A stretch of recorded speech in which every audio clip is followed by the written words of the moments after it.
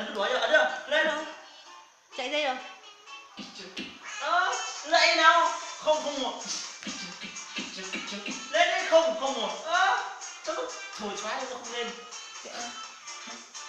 đó thổi quay nó mít đi mít mít này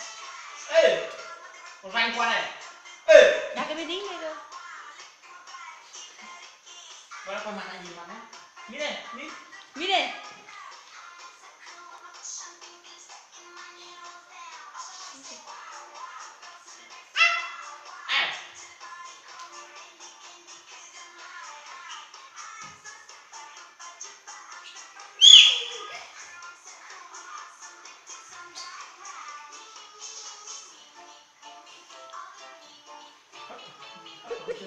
nào tới nhảy đi không quay nữa không quay mày nữa nào mày đồng biết rồi nhanh nhanh nhanh đi đi cho nó bắt chứ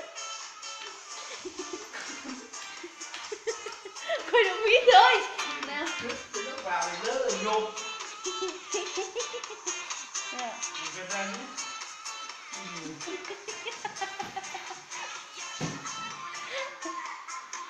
ôi rồi thấp lên mạnh đi thôi rồi đi